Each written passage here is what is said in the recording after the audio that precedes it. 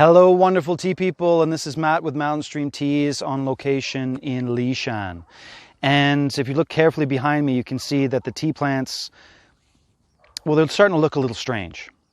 There's patches where the tea is quite green, and there's patches where the tea looks a little brown, looks a little off. Now, what you're looking at right now behind me and all around me is the aftermath of a frost event in mid-April 2020.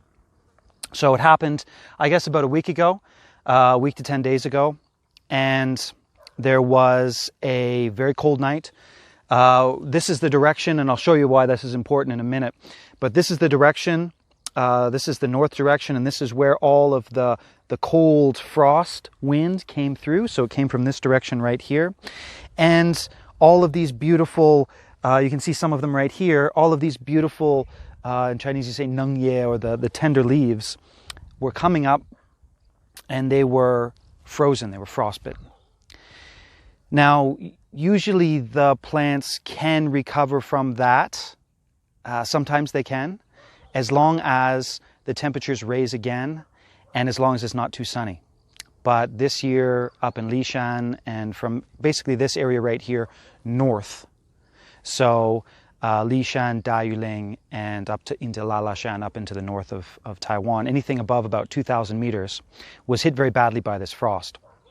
And again, the reason why is because there was a frost at night, then the next day opened up, and it was super dry, super sunny, super warm. So basically what happened was those tender leaves were freeze-dried.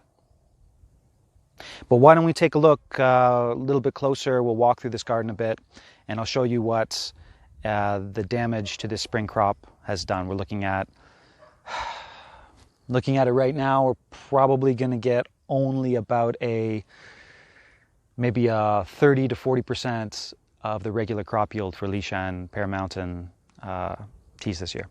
But anyways, let's go take a look at what the actual damage looks like to the leaves themselves. So why don't we take a look at this patch right here? This is a classic example of what's happened. You can see over here you've got some beautiful spring light green colors, some vibrant, beautiful sprouts coming up, as it should be at this time of year. And then on the other side here, it's looking, well, it's kind of looking darker green and a little bit dead. But let's take a look at what the leaves are actually doing right here. So this would be a classic example of what we're looking at right here. So you can see the tender shoots were coming up, and they got freeze-dried. Here you can see, you know, this is quite brittle. They're dried out, and these leaves can just be broken up just like that. I mean, that's a waste. You can't harvest anything to do with that. And so when you're looking at this, you're seeing this whole patch has had these leaves just come out just like this. Now, if we move a little bit further up the plant, you can see what it kind of should be like. Now, there's also damage over here. You can see with these leaves, things like this, there's still damage on that. But, you know, what a spring pick should look like, all of these plants should be looking just like this. Actually, no, there's a little frostbite on that as well. But they should basically be looking just like this.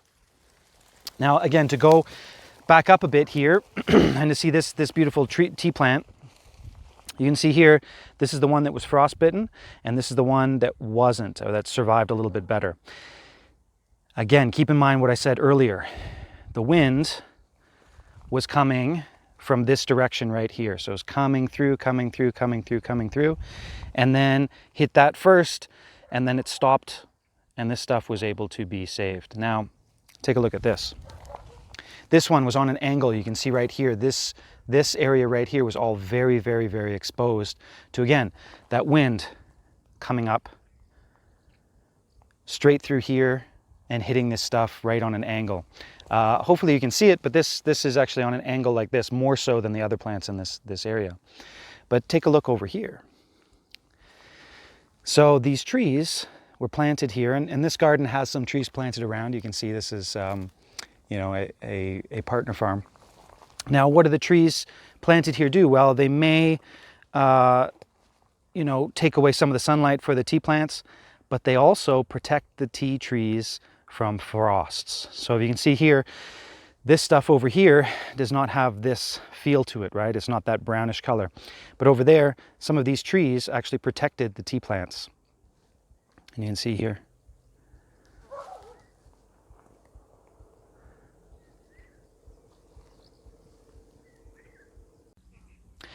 So there you have it.